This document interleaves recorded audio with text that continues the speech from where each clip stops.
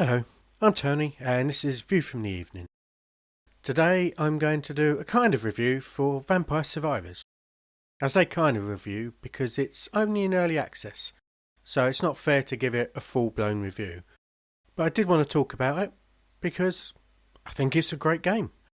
The game is available through Steam and it costs less than 3 of your English Earth pounds, which is frankly an amazing deal for a game that I've put 100 plus hours into. Now that's because I've been chasing pretty difficult unlocks that are a bit secret and do take quite a long time. However, I think it took me around 30 hours to do all the standard unlocks that you can see in the game, that you can get to without having to resort to going to the internet and finding all of the secrets. For me, less than £3 for 30 hours gaming that I really enjoyed, almost got addicted to did get addicted to. That's great. That's a great price. The developers have released 5 patches in the last 2 months, which is a fantastic rate. Each one tends to add another character and some more weapons. For now, let's talk about the basics. Vampire Survivors is a roguelike game where you play a character and there's a 30-minute limit on each run, at which point the Grim Reaper is going to come and kill you. Your job is to last that 30 minutes. There are currently 23 unlockable characters within the game, although there is one more that you can edit the game files to get, but I don't count that. If it's not available through playing the game properly, I'm not interested.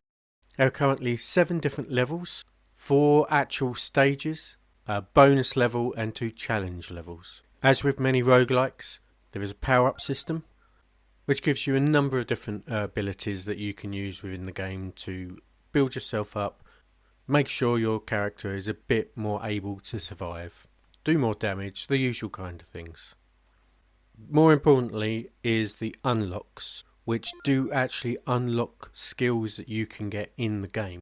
As with all roguelikes, not all skills are available by default. You do have to unlock them. If you click the unlock button on the main screen, you can see what you need to do to get various different skills or abilities. I like the feeling of achievement you get from unlocking these things by getting a character to last more than 5 minutes and being rewarded a skill for it. It gives the game a nice feeling of purpose, which not all roguelikes have. There are 23 weapon skills and 16 items that you can pick up during the game. That is only currently though. As I said, the developers are updating this quite a lot and they do keep adding weapons, so expect this number to go up substantially before the actual release of the game.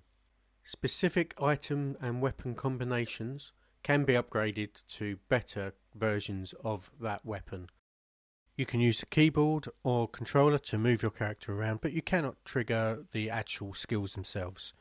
They are on an internal timer dependent on the weapon and other upgrades that you may have picked up.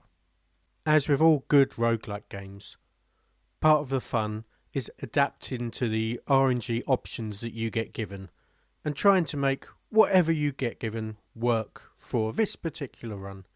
That's why they're replayable, because each run is different.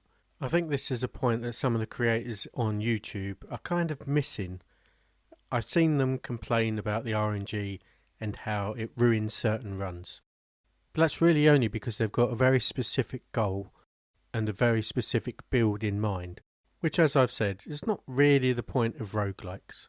I understand the frustration. I've been in the same position where I very much need a specific skill for a run to work, and I have reset hundreds of times, and of course it's frustrating, but you're playing the game in a way that it's not really meant to be played, so of course that RNG is going to be annoying. I'm glad I'm reviewing it at 0.5 patch of the early access as opposed to earlier, because it's now at the point where there's enough weapons and items that it is truly random. I can't always get what I want. When I first started playing this, maybe 2 weeks ago, particularly in the early game when you haven't unlocked all of the achievements, it was easy to get exactly what you wanted because the choice that they were presenting you was pretty small.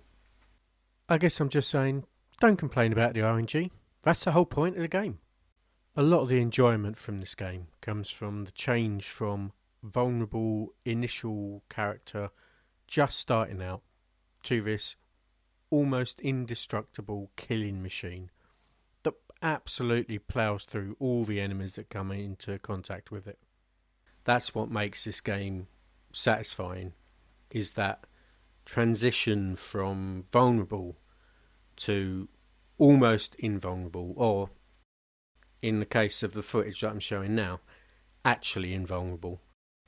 Just for information, this run itself I quit at the just over 500 minute mark, and nothing could kill me, and you can see on screen just how many insta-kill deaths there were. This was pretty much as close to a perfect roguelike as you can get. I'll be interested to see what else they do in early access leading up to actually making it a released game, and how that affects the game itself. But at the moment, I have been so happy with my experience with this game. I'm pretty much done now. I think I've done everything in the game that I really want to. I'll come back every time that they release new characters though, because yeah, it was perfect as far as I'm concerned.